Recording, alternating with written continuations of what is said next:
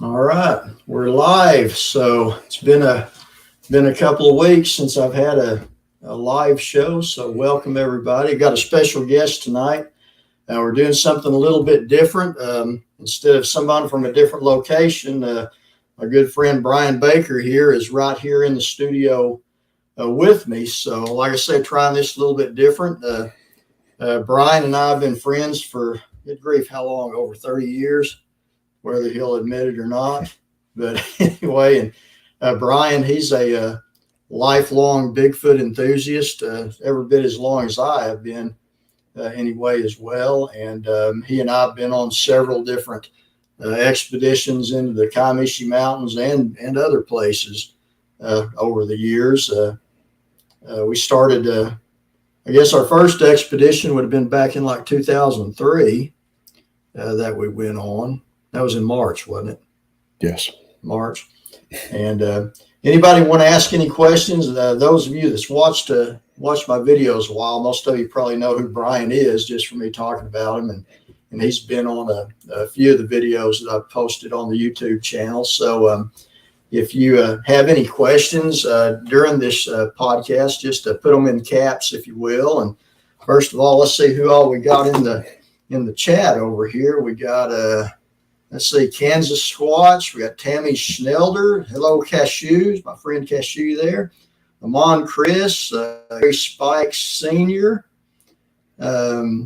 Joe from the Western New York Bigfoot Investigation Group. And I just got to say to Joe, I'm really enjoying your taking us along on your delivery trips up there in New York. That's been really neat seeing the countryside up there.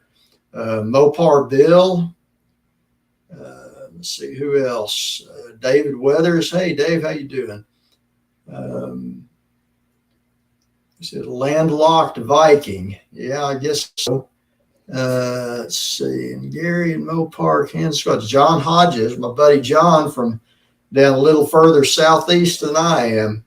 So anyway, that being said, we're just going to kind of have a conversation. Me and Brian are here this evening. Like I said, if y'all have questions for Brian or for me, and hey, David Perkins, any questions, just put them in caps there and we'll answer them as best we can. And I thought me and Brian would just kind of talk a little bit about some of the trips that we've gone on over the years and maybe what some future plans.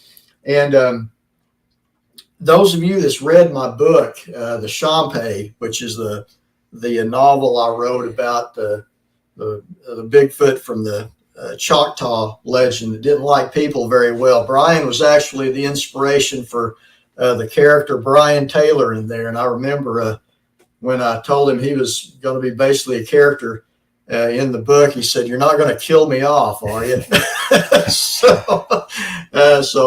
But no, if you've read the book, you know I did not kill his character off. I might in the next book though if I include him in it, so we don't know. But anyway, it's good to see everybody. Hope everyone had a good Thanksgiving. There's Pyro Medic. Good to see you. Hope y'all all had a good Thanksgiving. I did. How about you, Brian? Did you have a good one? I had a great Thanksgiving. Yeah, I'm still trying to hide my belly because I'm still full of it. I tell you, we had a good one with family and all, and just glad to be here. So yeah, another interesting thing about Brian is like I said, those who know me know that I have a music store. I sell musical instruments, and we're in the back of the store right now. And Brian here, he's an accomplished musician himself, and he and I actually were in a band back 30 plus years ago, back a long time. But we both looked a little different back then. Brian, he had really long hair and no beard and all that stuff. He played keyboard and some guitar too, didn't you? Later on, yes. Later on. So yeah, we go way back, and it's funny, even back then, if we wasn't playing music, we'd strike up the occasional conversation about the Sasquatch. So I think we both got kind of where did your interest start in that, Brian? Well, the first documentary I remember seeing as a child was probably around 1970, 71, somewhere in there. And I was just about the age where they had finally convinced me there was no such thing as monsters. And of course, up on the big screen, it says, "This is a true story," you know? So, and I was captivated and never doubted. I mean, Yeah. So, before we started the show tonight, we were on YouTube trying to figure out which old documentaries that he was talking about. I believe it's Bigfoot, Man or Beast, that was from like 1971, which had all the old Grover Krantz and all of those old folks on there, Robert Morgan and Renee DeHenden, all the old names and all that. And some of those guys from Albert Ostman was still alive. They interviewed him on it, and Fred Beck. Just a lot of the old neat stuff there. But I'll tell you, the first actual Bigfoot expedition that Brian and I went on would have been in March of 2003, which was a very interesting trip. And the reason we went down there is I had received a report of a man who had been riding horseback on that trail the previous summer, and a Bigfoot had walked out in the trail in front of him, and when it saw him sitting there on the horse, it ran back into the woods, and I got that report. And Brian and I, the March after that, was been 2002 when the incident happened, and in March, it was about the 17th, wasn't it? It was about mid-March, if I remember correctly. It was right on I think we went the 16th into the 17th. 16th and 17th.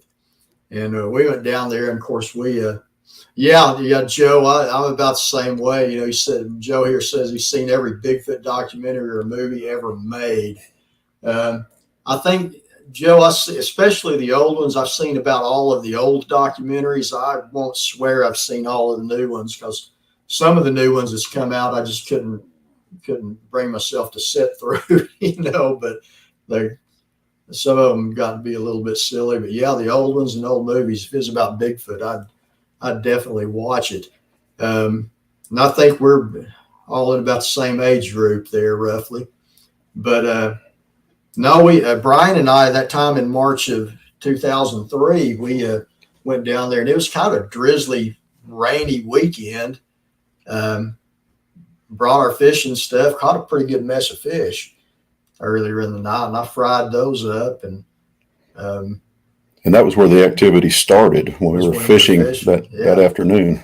Yeah, go ahead. Well, it was across the creek from us, you remember, mm-hmm. and in some dense thicket and trees, and we could hear it moving towards us. And if we tried to cross the creek or get near it, it would move back in, mm-hmm. and occasionally made a whistling sound.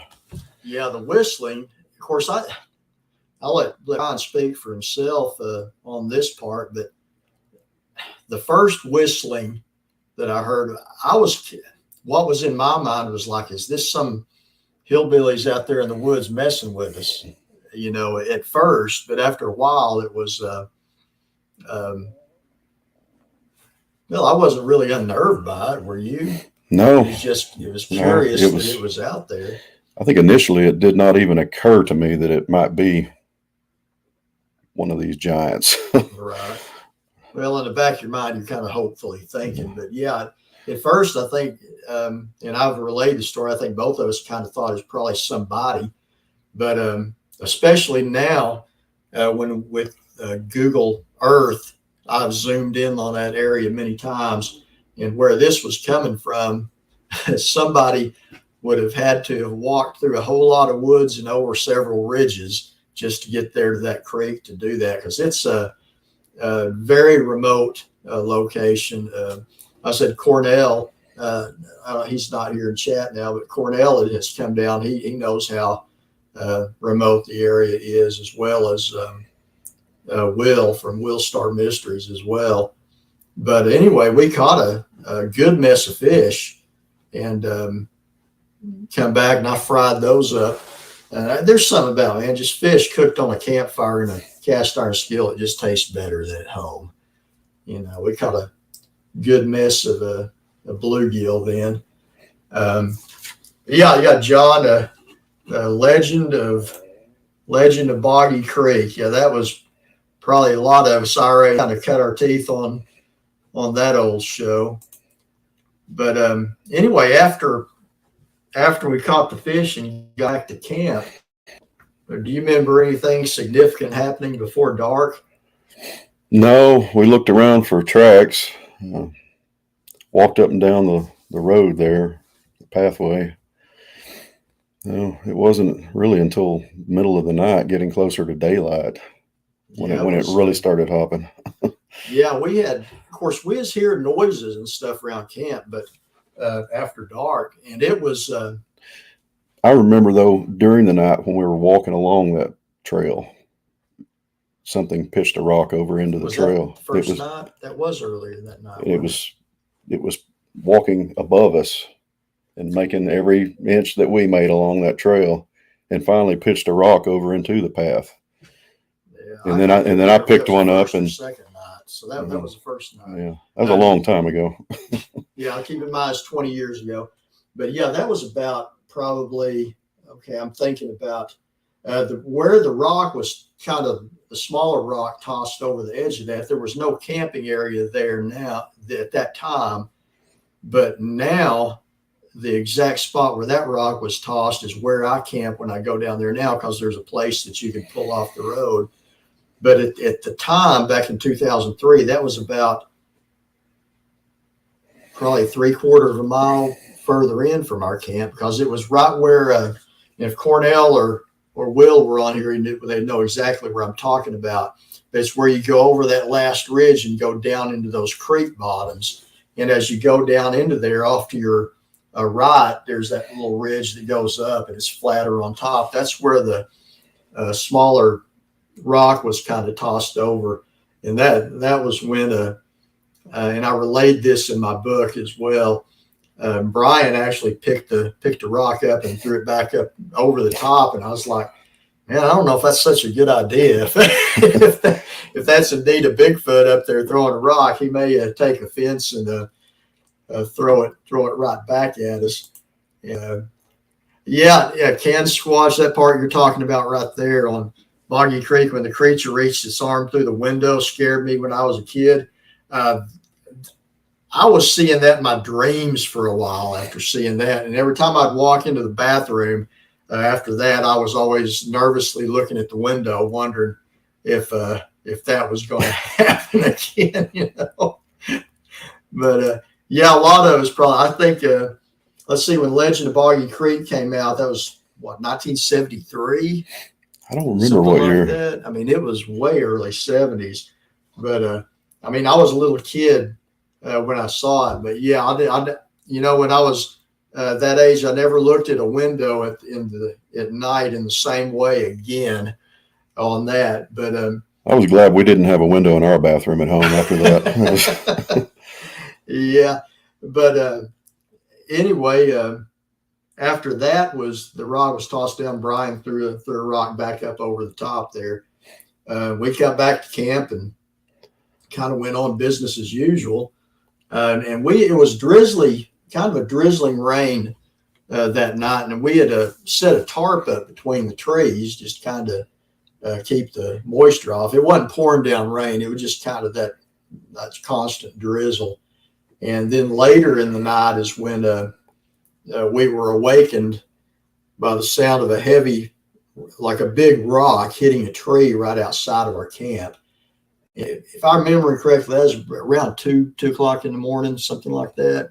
It was later on. It was, I mean, it was after midnight. Looking at my watch was not the main priority at the time, but I do remember it was well after midnight. And what, you want to go from there? Well, I remember hearing a thud and like thud chunk, where we figured out later that it hit the tree. We found the divot in the tree where it hit, and then landed at the base of the tree. And it was a good rock too, you know, like that. Yeah, I would, looking back, I estimate that rock was around 25, maybe 30 pounds at the most. Not something a person could pick up and throw with force into the tree. And where the impact place on the tree was about 4 foot off the ground, and something had thrown it with force. And you got to ask yourself at this point, what in the woods could do that? I mean, bear doesn't throw a rock. person couldn't have thrown a rock of that size. I remember I could pick the rock up, but I sure couldn't throw it.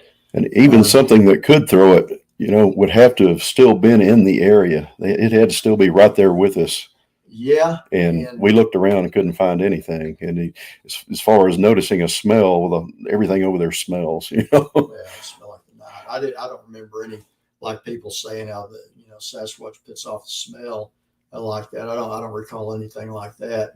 But yeah, Cansquatch, it was a big rock. That was the biggest rock I've ever had thrown into our vicinity before or since then. And we didn't pack up and leave. I'm sure a lot of people would, think it'd be time to go. I've heard people say, well, that was a sign of aggression. And I think Brian probably agree with me here. Aggression would have been if it had thrown the rock right on top of us. My impression was that it was letting us know it was there and it would prefer us not be. I mean, what was in your mind at the time? Seemed like a calling card for sure. You're my guest here, I hope you leave soon. Yeah. And well, we did leave the next day.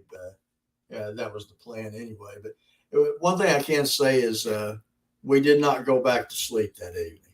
So we were very alert through that. And then the next morning, we had some interesting findings around the camp. But after the rock was thrown, we didn't hear any more noise from the woods or anything like that. It was like the rock was thrown, crashed against the tree. The tree was about 20 foot from the edge of our camp on the west side of the camp. But there wasn't any other activity that we heard that night. But, and I think we would have heard it. But like you said, whatever thrown it had to have stayed in the vicinity because I didn't hear anything. Yeah, it was going away. I don't know how far it would have been capable of throwing something that big, but it either had to be on the cliff, the other side of the creek, or our side of the creek. And and we heard nothing, nothing leaving the area. From where the impact was on the tree, I would think it was just from the wood line or the tree line on the east side of camp, going up like we were saying right there. That makes the most sense. But yeah, it's more than weird hearing something like that. I remember, the thought in my head is I hope the next one doesn't land on top of us. That's something. Now, the most recent rock throwing incident in that spot was my most recent video where Will from Will Star Mysteries come down and something threw a smaller rock into the edge of our camp. That was in October, just a couple of months ago. And I actually captured the sound of the rock hitting the ground on my camera. And that was so just by chance because I said before that I was going to turn the camera off to save battery. And it's a camera that I don't use much. It's one of those cheaper Amazon video cameras that has night vision on it. And instead of turning the power button off, I think I was hitting the focus, the zoom button on it, clicking that instead of the on off, which is fortunate because I'd have been kicking myself if I'd turned it off and then the rock had hit. But I did capture that. But anyway, you want to tell them next morning what we found? We started looking. Well, the next morning we started looking for tracks. After we had gone and inspected the area where the tree had been struck and found the rock, we started looking for tracks and we weren't having any luck. And you said, well, let's move back some of the leaves and see what we can find. Because, if these things are big enough to leave tracks that deep, then they would certainly press through the leaf matter. And after just a few minutes of looking, sure enough, I uncovered a trail. And they weren't all castable. I don't think any of those were castable, but we just followed them. And where it stepped up onto the road at the edge of one of the big mud puddles there was the big track. And it was full of water. And Yeah, and we saw that all that was visible at first was the heel at the edge of the mud hole, and it was filled with water. And we built that little dam around where we presumed the rest of the track would be, and used about a whole roll of paper towels, setting them in the water and lifting it out. Sure enough, there's a decent track in there, but that was the only one that was worthy to even cast. Yeah, and I remember we couldn't even get all the silt out of it. You could soak up the water, but there was still silt in the bottom, obscuring a lot of it. Right. And then when we poured the plaster in, it displaced the silt.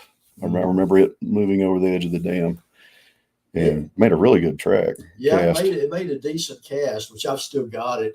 I've got a picture of it, and a matter of fact, in like a Kiamichi Bigfoot, I've got a picture of the heel in the other print with the little dam we built around it using sticks before we started getting the water out of it, and then I've got a picture of the cast too. But it was very fortunate to still have a picture of that track with the dam built about it. And I didn't even know we had a picture, and Brian brought it to my attention. He had, keep in mind, this was 20 years ago. We didn't have the cell phones with the neat cameras and stuff like that. It was a little one-time use camera, a little flash camera. Yeah, Brian had got one of those little disposable one-time use cameras, if y'all remember those, that you could get at Walmart, that you are just, what were they, like $6, $10? Oh, well, they weren't even that back then. They had about 24 pictures in them. You snap through them and then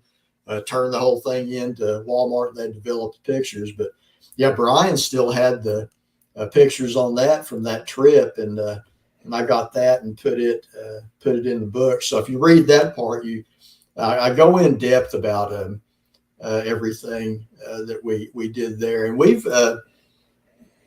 But after that, I mean, we had already planned. We left the area later that morning to get back. Brian, he lives here closer to Ada, and that's about, let's see, where we go down there is about 60 miles from my house, and it's another 30 to Brian. So he's got 90, 100 miles to go to. Well, further than that, because you're on the other side of town. I'm out southwest. It takes me an hour to get to your place. Yeah, so he had a lot further to drive, so we left. But it was an exciting night. Anytime something throws a rock like that, I mean, that's kind of reminiscent of the old Ape Canyon thing where the creatures were throwing the rocks. Of course, you guys that have followed my channel and stuff, I am adamantly against shooting one of these creatures. And Brian is the same way. Would you ever consider shooting one of these things? It'd have to be pulling my arm off or something, biting my foot off, something. Well, yeah, we both. That's for self-protection in case you wake up and your head is in the jaws of a bear. That's right. Why I carry a firearm. Yeah, and me, it's more, if bad people show up with criminal intent, I want to be able to defend myself. But I've never had a problem with wildlife. I was there twice down in that area, and both times they ran the other direction, which is just what I want them to do. Most unpredictable thing I've ran into down there as far as wildlife is wild pigs. But generally, they're not a problem unless you have them cornered or run into a sow with piglets or something. But yeah, I just I'm with you on that. It'd have to be coming after me or something. It'd be pure self-defense before I would ever consider trying to shoot one of these things. Which brings, I've talked, you've heard me talk about it many times, and always bring it up to guests about what do you think these creatures are. And Brian, I backed you into a corner and just says, what do you think these things are? What would you have to say? They're a close relative of human beings. They're not ape-like, they are human-like. Everything that's known about their habits, their appearance, they're more closely related to humans, I believe, than to apes. Of course, we're very closely related ourselves, so it's a thin line. But I don't know how closely related we are to the ancient peoples like the Neanderthal, but it's got to be something similar. Well, Neanderthal, I mean, our ancient European heritage has Neanderthal in our DNA. Yeah. So now, and I brought this up before, and I don't know if you put much thought into this, but the old stories from the Pacific Northwest from the native tribes about these creatures occasionally abducting a young woman from one of the tribes and even producing a child with them. Now, if something could produce a child with a human, they'd have to be more than closely related. They'd have to be a type of human to do that, wouldn't they? I believe so. So, yeah, that's a lot of thought. But the Russians experimented decades ago with trying to create a human chimp hybrid, and were unsuccessful. Oh yeah, never. So, I cringe to think of the volunteers for that. Oh man, but anyway, we've got Tennessee Ridge Runner there, and Elsie, welcome. If anybody has any questions here, you want to ask Brian or myself, free to throw them up there, and we'll do our best to answer them. But since that time back in 2003, of course, I've been back to that area a lot. I go several times a year, and Brian and I, as time allows and our schedules, we go down there as when we get a chance. And we've got some other things, some other places we're wanting to check out here pretty soon. Tell you what, it's just kind of hard to match scheduling and stuff on some of these trips as well, because I'm not retired yet. Brian's not retired yet. So I'm afraid if I ever got where I could retire, I may not ever come out of the woods, but I do like it. I had to come out of the woods just to be here, Dave. yeah, I know. Brian and I both live far from town. We just live in different directions. And Brian, he lives pretty much out there in the woods. We've actually did an interview with Brian out there on his property deep in the woods a couple of years ago. That was pretty neat. Heck, I'm surprised you don't have any Sasquatch activity out there ever. Well, as a child, I always looked in those woods for tracks and sign. I was convinced they were living back there. Well, they may pass through from time to time. I did have a sapling broken over behind where my house currently sits. Oh, really? Long time ago. I think it was probably over 20 years ago, and never saw any tracks around it. I didn't witness any activity. I just came across it one day when I was walking behind the house, and about 8 or 9 feet up, it just snapped clean over, which some researchers will tell you is a typical behavior. Mm-hmm. So what do you think about the tree structures? That's a kind of a hot topic within the Bigfoot community, I'll say. Some people are a little more accepting of different things as tree structures, but if you think of a Sasquatch or a tree break associated with a Sasquatch, have you ever found anything other than that out there? No. And are you talking about the things that look like tent frames, kind of, that looks like you could throw a tarp over it and use it yourself? Yeah, stuff like that. Yeah, I've wondered what they would have used to cover it with, and if they did cover it with something, the people that find them must find them long after they were used, because they don't seem to find any evidence of a covering. Branches and limbs, and there's a lot of different. It's always just the framework. Mm-hmm. There's a lot of different things people call and attribute to Sasquatch as a tree structure or whatnot. Now, growing up, I remember like when you read the old stories from like Alaska and Pacific Northwest and stuff, that typically what they were attributing to Sasquatch, I'm talking about the Native American tribes, there would be a sapling that the branches were stripped down like as a territorial marker, where nowadays you see a lot of them, like what you're saying, some type of a structure that may be a rudimentary shelter or something that, and of course, of course, I don't know. It's like, do they need a shelter? What would they put over it? Pyromedic here says they don't look strong enough to hold a deer hide usually. Now, something, I mean, nature can do some strange things with the way certain trees fall and whatnot too. Then, but yeah, the tree structure thing, I've found some things over the years that make me kind of scratch my head, but I've only found one piece of tree damage that also found footprints of a Bigfoot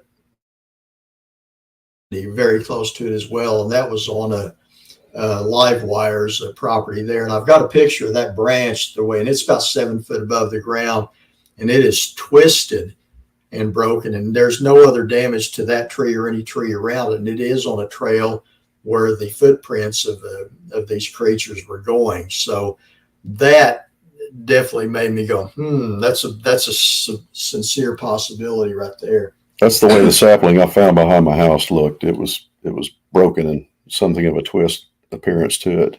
It wasn't lightning strike. I've seen lightning strike in trees. We've lost cattle to that before, and I know what that looks like. There's Tennessee Ridge Runner said, I love cryptid anything. Too much we don't know about. And I agree there. There's a lot we don't know. Probably more we don't know than some of us would even admit to. But yeah, there's more things in heaven and earth, and that's Shakespeare. I keep wondering if there's something in these trees behind us back here, Oh, in the picture there. Well, I'm pretty sure they are. This picture, the background here, that's a picture taken from down there where we're talking about we go in southeast Oklahoma. As a matter of fact, the place where something had thrown the smaller rock over the edge of that little ridge toward us when we were walking is actually just behind those trees there is where that picture is taken. Well, I'm pretending we're in the woods, Dave. Oh, yeah. It looks like we're in the woods. It looks a lot better than just the wall behind us, I think, But yeah, even the tabletop's got that. Here we go. Kansas Squatch. Where else in Oklahoma have you done other expeditions together? Concho. Yeah. You heard me say before that I was one of the few investigators outside of the tribe up there at Concho that actually saw the casino footage. Not too long after that, Brian didn't see the footage, but he and I went up there and looked around there at one time. But also they're close to my house. There's some really deep wooded canyons back in that area that we scouted here a few years ago. But to answer your question, most of the stuff that we have gone out on together has been down in the Kiamichi Mountains, because that's just a very consistent hot spot, and it's a little out of the way, but it's worth going to, for sure. And that's the highest concentration of the sightings in the state is down in there. See, I'm looking at finding some tracking areas where I live southeast of Kansas City, Missouri, I guess I'm saying. I'm not really familiar with that part. I do pretty much all of what I do is in Oklahoma and most in the central and eastern part of the state. Up there in Missouri and stuff, I have not. You got any suggestions? You kept up with that? Well, Bigfoot, much like gold, you find it. So, there've been sightings in populated areas, and there's been sightings in areas that are way out. So I don't know. I just keep my eyes open everywhere I go. He mentions gold. You've actually done some gold prospecting before, haven't you? Oh, yeah. We've been doing that for several decades now. Yeah, where at? Well, Colorado, Wyoming, Alaska, even here in Oklahoma, southern Oklahoma. I'd always been told there's no gold in Oklahoma, so it's kind of fun to prove them wrong now and then, find a little bit. So you found gold in Oklahoma? Yeah. You found gold in Yes, Oklahoma? trace amounts. Really? Very, very fine gold. If you find yourself in an area with a lot of granite and quartz, start looking for an area with exposed bedrock with some loose material that you can pan. And chances are you might find a flake or two. I learned something here tonight. I did not know that you find gold in Oklahoma. Yeah. As a matter of fact, over there in the Lawton area, back in the early 1900s, there was a small gold rush until the government shut them down. Hey, one of my friends on here is from that area. If he's still listening there, he may want to go down there and look in some of those creeks. Here we got a question. Erica Freedom 1776 says, what are your thoughts on structures made by them as are veils to allow them to stay as elusive as possible? I haven't really thought of that, Erica. Something like a hunting blind. Yeah, I guess something. You mean something like possibly what we would call like a hunting blind, maybe? I guess, especially if they were closer to a populated area where there's more likely to come into contact with people. I don't see why not.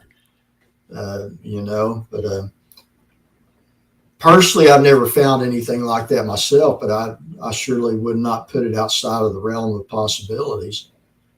I think those structures, given what I was talking about, the lack of discussion about or finding anything that might have been covering for it, I tend to believe that they would be more of a territorial boundary. Okay. Well, yeah, back in the day, in the old Native American legends, like up in Alaska, the stories I've read is that they would say they would do a tree damage or something as a marking, territorial marking. Matter of fact, what's the old kind of back in 1976 Sasquatch: The Legend of Bigfoot? It's kind of the mockumentary. Oh yeah, that's when they're going up there into British Columbia, they find those trees damaged. So that was the way the Sasquatch marked their territory.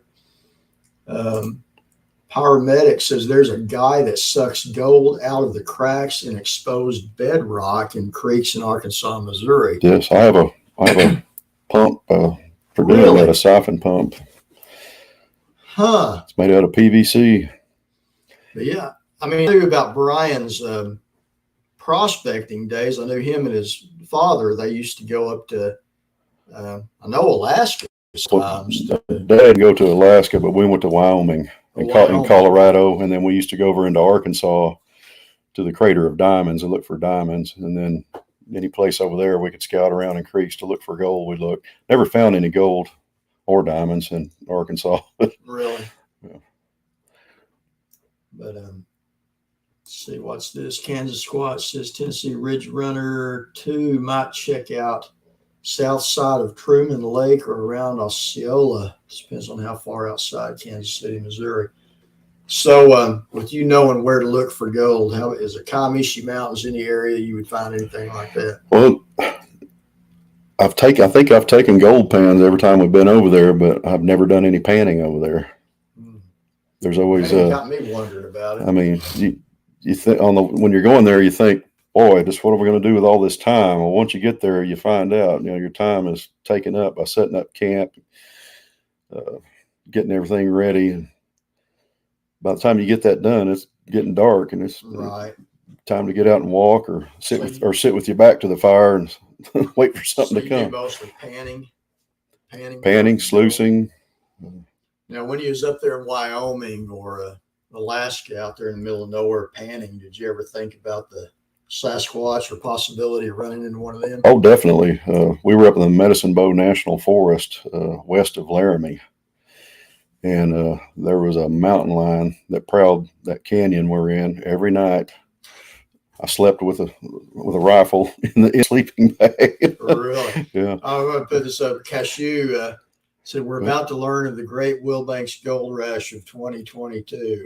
I don't know about that, Cashew, but That may be a new hobby if I found a place to find that. If I found a good place of gold, I might be able to retire and pursue the Bigfoot thing a little more. But anyway, I was going to ask you, when you were on any of these gold prospecting, hunting, whatever trips you went on, did you ever talk to anybody at any of these places that said anything about a Sasquatch or possible? There were some Inuits up there in the Nome area, Nome, Alaska. Mm-hmm. We're out west of Nome. And they came into the mining camp several times. And one day I asked a fella if they ever discussed that or had seen anything. And he just kind of looked at me oddly and turned his head and didn't say anything else to me. And someone pulled me aside later and told me, said, this is, very cultural with them, and they don't just up and talk about it. Really? So I didn't ask any more questions. But mostly we just had gold fever up there, Oh, yeah. Spend 12, 14 hours a day digging. Did you ever find much gold? I found several ounces in Alaska. Wow. Just a few small nuggets in Wyoming. Colorado had some better luck. I used to go up there every 3 or 4 years and knew some people that had some claims. And there was always a lot of controversy about claim boundaries and ownership. So Pyro said, I guess he's talking about the gold still, says the cracks work like a natural sluice riffle. Yep. All right. Well, Pyro, you and Brian know what y'all's talking about there, because I'm less than limited on my knowledge of that. I just knew Brian back in the day when he was still doing a lot of that would tell me a little bit about it when they would come back and such. But here's see, Erica says there's a YouTube account where this extremely sweet lady is experiencing encounters. The faces that she is capturing on video with her phone is very compelling. Some of the most obvious faces. Erica, do you if you have a name for that YouTube channel, I'd like to check that out if you can remember the name of it. All that. But anyway, back to our trips. Now later on, this is about the next time we found a track down there in the Kiamichi Mountains that was worthy of casting. That was about 4 years ago, probably. Yep. Down there, we went down into that same area, went over that ridge where Brian was talking about something had thrown the smaller rock down, and he'd thrown a rock back up there. But it's down in those creek bottoms. We come to a spot where, and a lot of times, you can see in the background picture behind us, that's the terrain, a lot of vegetation. Thick litter of pine needles and just dead leaves over the whole forest floor. And it's pretty common to find trackways that have human-shaped or foot impressions in that, but you just don't really, you can't get detail really in it, like toes and stuff. You can just get the idea that, something's been coming through there. But something, one of these creatures has stepped in the mud in a little area crossing one of the roads there, and we were able to get a cast of a decent track there, which I've used. I think I have a picture of that in my book as well. I've used it on thumbnails for some of my YouTube videos also. But we've and then.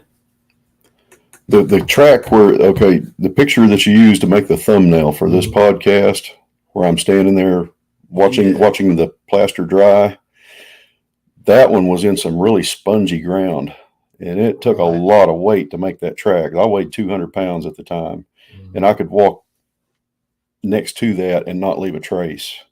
There's little roots in the ground, and it gives it a very spongy feel. And it takes a lot of weight to make a track that's going to stay there. And what that was, I'll use the term road loosely. It's a trail cut through there, but this was a place where they had pushed like a grader of some kind, had pushed some back there and had walked through. There was actually more than that one track there, but just that one that was worth, pouring plaster in to try to get something out of. But anyway, it turned out pretty good. Not great detail on like toes and stuff, but it turned out pretty good. It's a foot. You can tell. There's no doubt. Oh yeah, it's a foot. Now the biggest one we found down there, and it was actually had stepped in like a truck had driven down there, and it had been raining a lot. It was just really muddy, and this thing had stepped in the track of the truck track that was down there, and it was filled with water, and we measured that at just around 18 inches long. It was the biggest one we'd found. And I'm like, I'm sitting there and I've got a little cup trying to scoop the water out of it, and we never could get it to cooperate enough because it's filling up as fast as we can get it out, and wasn't good enough to make a cast of. But I remember thinking, like, man, how big of a creature would that have been to leave a track of that big? That would have. That brings to mind the 7 to 9 foot tall creature. More than that. Well, the tracks that were in the field going towards that grease trap at Concho, those were like 16-inch tracks. Okay, and the lot pole beside that grease trap that thing was standing under, we measured up that 9.5 feet was how tall that was. And that was a 16-inch track. So, doing the math on that, that would have been something. Do you remember the footbridge back there in that draw where it had the pipe railing? Right, and it's bent down. Oh yeah, there at Concho in that wooded area there. Yeah, but in that area there were a lot of springs right in there. But yeah, that area there, Concho, you heard the stories, the chicken man, they called it from. You remember that? Back in the early 70s, there was some chicken farmer out there that said one of these things was stealing chickens out of the pen, and that's on the North Canadian River, was just a couple of miles south of there. So that's in an area where that goes on. But anyway, that's let's see. The last trip you come down there, we didn't really find anything. It was just a neat camping trip, and that's the deal. You don't find anything, every time you go out. Sometimes it's just a camping trip. And matter of fact, most of the time it is. But over the past 20 years, going down into that same area, had some very interesting encounters down there. The most physical one, I would say, was the one where the big rock was thrown against the tree just outside of our camp. Now, the year before last, when Cornell, who has the No Such Thing podcast, came down and he set a recorder out, and he caught on his recorder whoops, some tree knocks, and other type of vocalizations on that as well. Plus whatever come down and stood beside his tent that made him stay the rest of the night in the cab of my truck.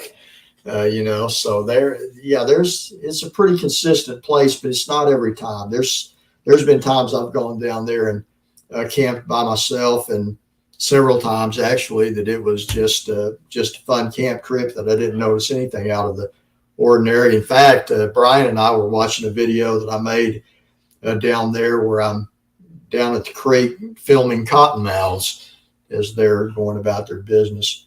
Now, Pyromedic says, I found a 14-inch track last week while deer hunting up a creek crossing. It was in the gravel, and I could make an impression in with my 250 pounds. Now, that is interesting. What part of the state was that in, Pyro? That's the northeast of the state, if I remember correctly. But yeah, now up in the northeast part of the state, that's up there. I that's anywhere near Disney up there, there's been some lot of activity on those river bottoms below Grand Lake. There's my friend Brian from Red Dirt Cryptid.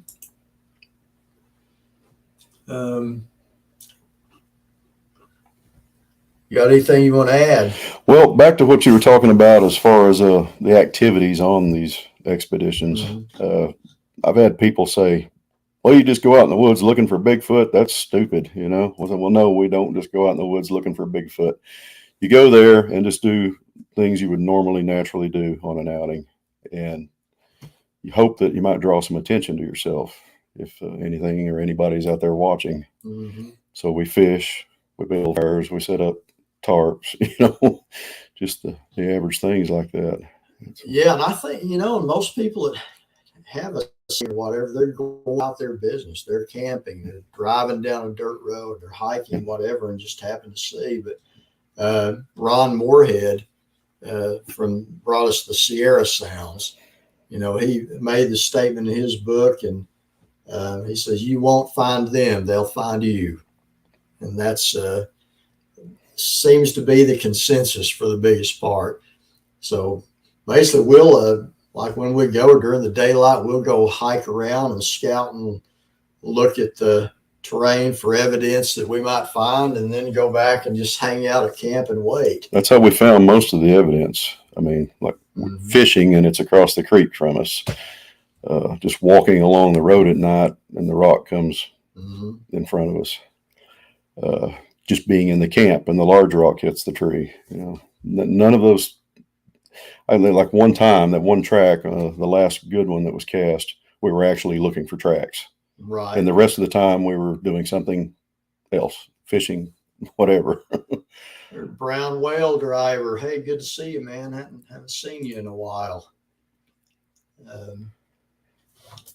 So what's the next thing we need to do? We need to go back down there or look at a different spot? I want to go back to Kiamichi. Yeah. And go further and deeper into the area. Yeah. The cliff that's on the other side of the creek, I've asked you several times if you've been around behind that. And because, looking at the face of it, it wouldn't be safe to try to climb up because it's boulder and rocks and rock slide.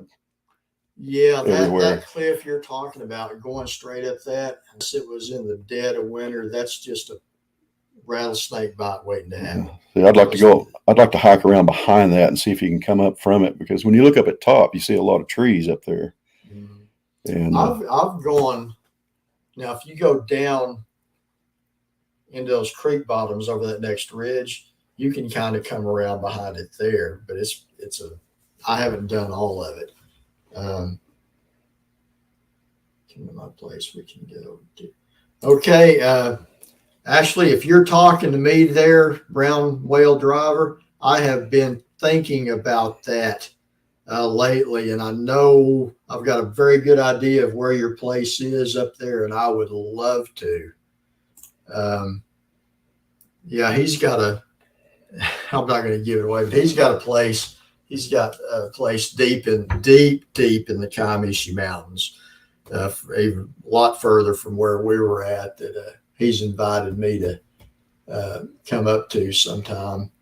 It just so far the scheduling hadn't worked out, but I would definitely like to go check out that area that you got up there. It's of course I'll tell you more about where that's at.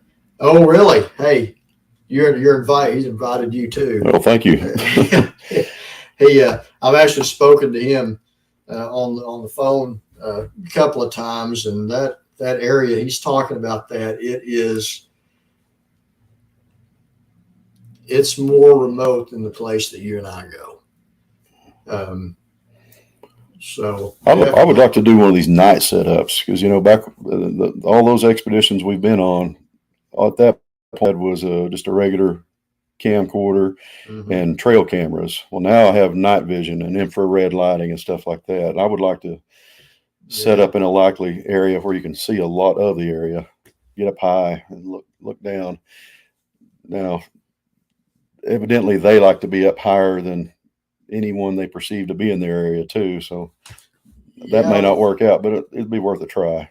Yeah, anything, they want to have the upper ground on it. That was the last time we was down there, that when Will was down and the rock was thrown, it was from further up the ridge from us, and such as that. And when we had the large rock thrown against our tree, that was from uphill from us. When the smaller rock was thrown into our vicinity, and that's something.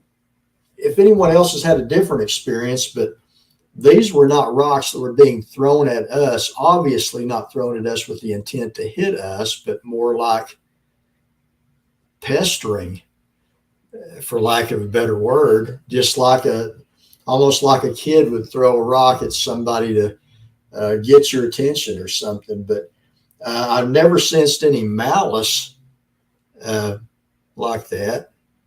I mean, it's just like they were thrown in our vicinity when they very well could have just as easily thrown them right at our head or something, but they didn't do that. Like the large rock thrown at us back in 2003, I mean, they could have just as easily thrown that big rock right on top of where we were sleeping instead of at a tree just outside of our camp. So anyway, turquoise. Let's see what we got here. Video is I saw a fire which turned into a ball of light in my cedar tree. My husband doesn't saw the face. Sasquatch. Okay, I'm not sure. I saw a fire which turned into a ball of light in my cedar tree. Okay, I'm not sure there. Across the YouTube channel. Okay, well, there's Cashew. I tell you what, Cashew's got superpowers of finding any of these websites or links that you can come up with. She is very, very good at that. So, and I will definitely check that out, Erica. So, she mentioned a face. What about the pictures you took this past year? You sensed a presence in the area, so you just started taking pictures all around you. And when you looked at it later, well, you saw up on that tree, it looks like a face peeping around a tree, and it's different in different pictures. It's not static. Yeah, it's moved. Well, that what Brian is talking about is this summer, just coming out of this summer, we had a horrible drought down here, and it was stinking hot all the time. But on July 30th, we had a day on that weekend that was down in like the mid 80s. So I packed up my gear and went down to this exact area, actually where this picture is we're sitting in front of here. And like Brian was saying later right before dark, I got just, you get in the woods, you get the feeling something watching you sometime. And I got that and started snapping pictures. And when I did not see it at the time, but when I got home and started looking closely, there was a spot back in there. And as I blew it up, it does sure look like something is peeking out from behind the tree. I did not publish those pictures because it's a blob squatch. I'll put it that. Okay. But it does look like that's very well what it probably is. But, I'll just put it this way: there's enough blurry pictures of maybe Sasquatches on the internet. So if I'm going to publish a picture of a Bigfoot, I want it to be a better one than that. But it was interesting though because it was different in every picture, and it wasn't something just clinging to the side of the tree. It was sticking out from behind the tree, and you could see it to the side as it. Seemingly looked around. Anyone that comes into my shop here, I'd be glad to show it to you, but I'm not going to publish it on the internet because it's just not clear enough. What I miss, I just missed a good visit. Let's see. We got here, from Northwest Oklahoma. Why don't we have squatch around here? You try walking outside barefoot? and you'll find out there's sandbars everywhere.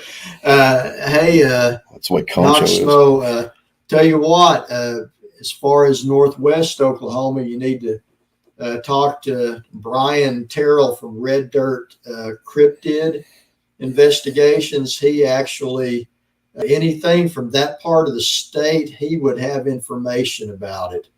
And he was in chat earlier. And just check out Red Dirt Cryptid Investigations, because Brian really has quite a database of sightings from that part of Oklahoma.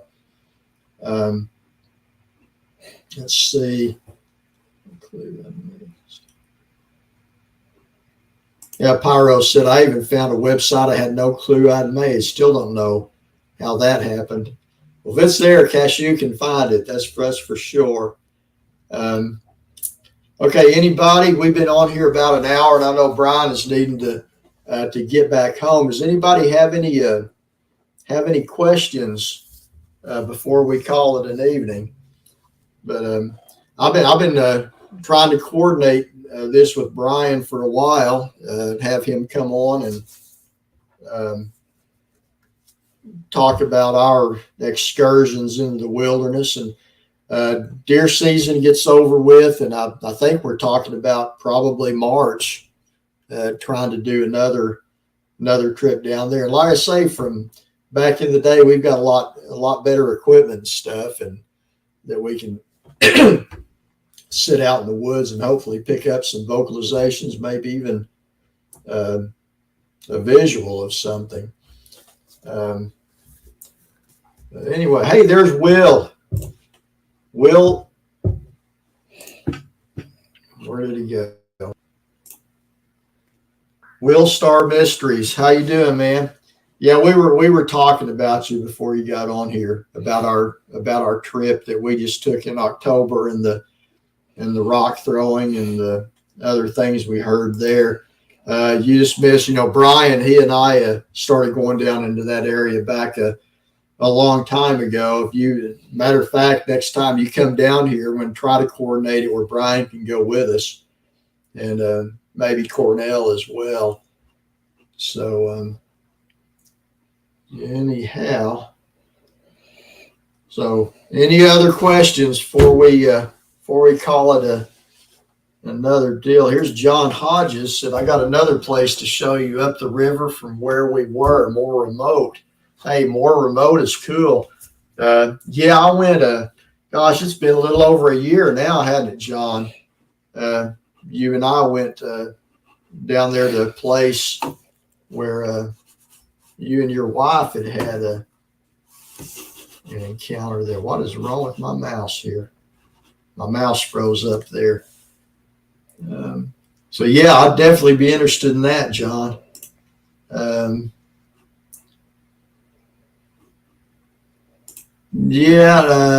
Watched Bigfootville yesterday. You were a lot prettier then. Well, I wish I could disagree, but I won't. I am more seasoned than, hey, that was 20 years ago. I was just a kid, right? So anyway, well, guys, it's been fun. Thanks for tuning in. Brian, you got anything else you want to?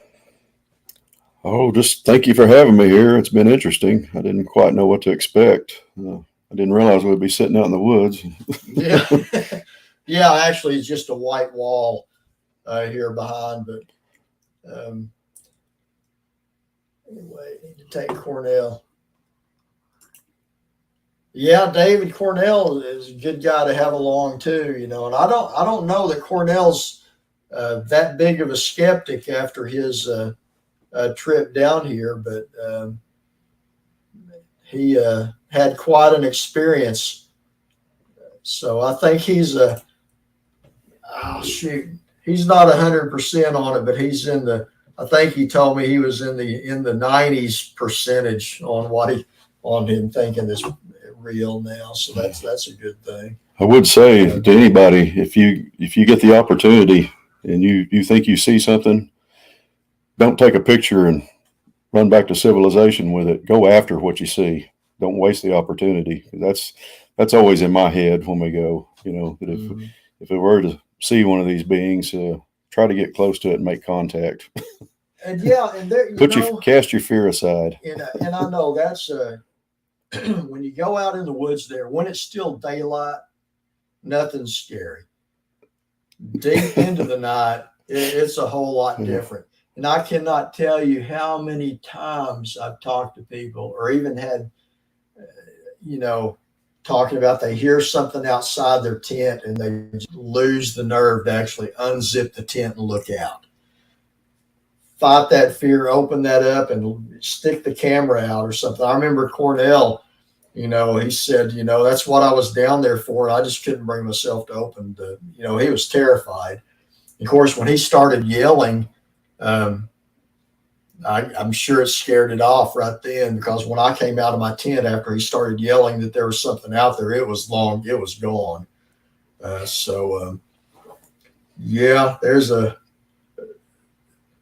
that to be considered. Like Brian, Red Dirt Cryptid, we went on of course I took my wife with me down there. We didn't stay the night. My wife's not much into camping, so but she did go down. They invited us to camp out down in southeast Oklahoma, and we went down and hung out with them throughout the day. And they had some activity later that night after we had left. So that turned into a pretty interesting deal there as well. So anyway, hey guys, thanks for stopping by. We're going to call it an evening, and maybe do another one here pretty soon. So that being said, Brian, thanks for coming in and chatting with us a little bit. Thanks for having me along on yet another expedition, Dave. Yeah, absolutely. All right. Well, you guys have a good evening. We'll talk at you later.